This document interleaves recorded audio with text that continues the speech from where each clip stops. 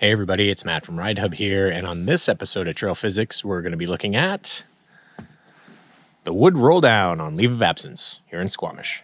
So leave of absence is a blue trail in Squamish. It is in the Alice Lake zone. This trail is great for intermediate riders who are looking to go from riding blues into riding blacks because it has a number of different features on it like this that are black rated, even though the trail is blue. So it means there's ride arounds for every single one of these features, so you don't have to hit them. The nice thing is too, as you ride down the trail progressively gets more difficult with these black features. So it provides a really good basis for progression. So as you start descending leave of absence, this is the first single black move that you find on the trail. And it is by far the easiest of the bunch. So if you're struggling to ride this move in control, then I would probably avoid riding the other ones on the trail. Part of the reason that this particular ramp is black is because of the exposure off the left and right side of this ramp here. If you do happen to go off of it, it's going to hurt.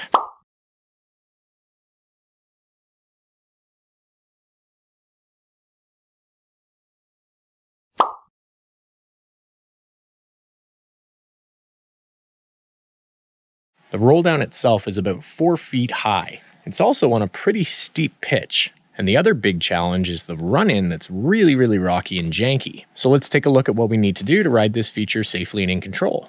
So here we are at the beginning of the trail, and there's some nice dirt, and now all of a sudden we're starting to approach the entrance to the rock. So like a lot of things in Squamish, the run-in to the move is just as important as the move itself. Now what a lot of people seem to forget about is all the stuff leading up to the move is going to impact your confidence. And this is one of the first areas where your confidence is going to take a hit if you don't succeed.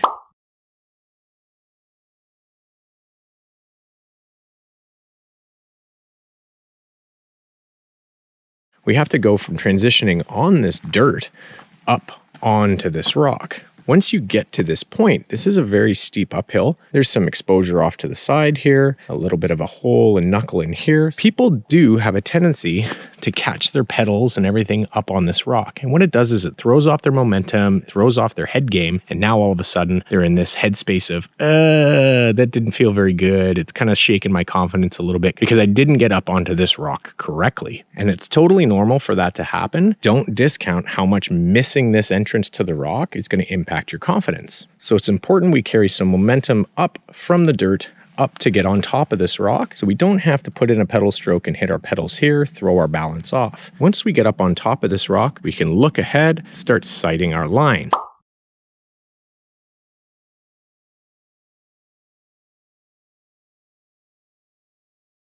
Now we can kind of pick our way forward. Doesn't really matter at this point where we're riding on the rock. Once we get to this section of rock here, we're going to start choosing our line for the entrance into the move. Now there's a couple different entrances. What I'm going to do is show you the easiest entrance into this move. For us to find the smoothest path to this feature, we're going to use this root knuckle here and this rock edge right here as a means to show us the way.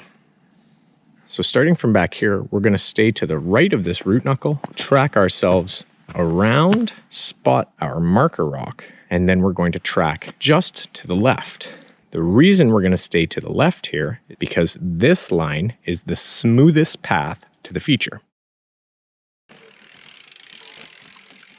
All these other lines into the feature have little janky rocks, and what it does is it zaps our speed. So we're going to avoid those because we do need to maintain a little bit of momentum to help us get over the edge. The absolute last thing you ever want to do on a steep roll down like this is come to a stop at the top. Now, even though this ramp is 6 feet wide, it can really make some riders hesitate, mainly because it seems very, very high up off the ground and because of the exposure off the left and right hand side. It's definitely playing with your brain.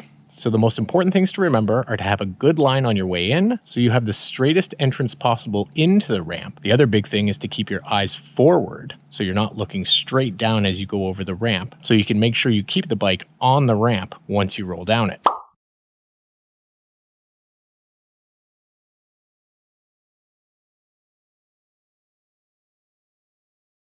What's also really important when you're going to ride features like this is to give yourself a point of commitment.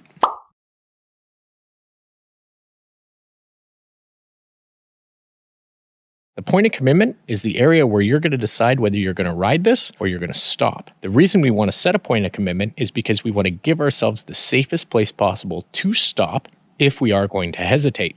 Now, if you do hesitate right as you've come to the edge of this roll down, your front wheel will have a tendency to want to turn, at which point the front end spins and falls off the edge. You go with your bike when that happens. So it's very, very important that we decide back at the point of commitment that we're going to commit or we're going to bail out. For this move, I'm going to put my point of commitment right about here. This is the flattest section on our way in, and it gives me a great place to take my foot off left or right with the least likely chance I'm going to roll an ankle. If I put my point of commitment later, all of a sudden there's these rock edges here that I might twist an ankle on if I come off to the right, or I may fall off the edge to the left here.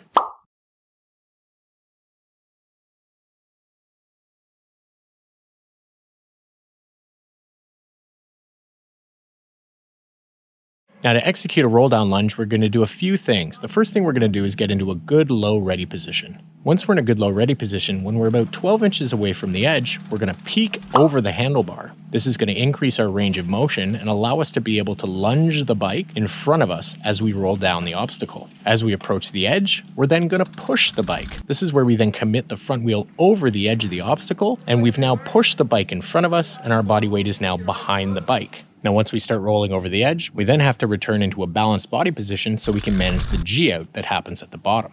The management of this G-out is where most people lose it. If you don't return to a nice centered and strong body position as the bike rolls down this obstacle, what you're going to find is that you're probably hanging off the back of the bike. As the bike rolls down, your weight's going to come off the back of the bike, making the front end really, really light. So you're going to lose your steering and you're going to lose your braking. Getting back in control as the bike rolls down is one of the single most important things you can do on this feature. Don't forget to get back into ready position at the end. Really important thing to remember about roll downs is that you're not going to be braking during the roll down. You'll be braking a little bit before to keep your speed under control. As you roll down the obstacle, you're going to be off the brakes. What this means is that you're actually going to pick up a fair bit of speed as you come down this obstacle. But once the roll down levels out, that's where we can apply our brakes.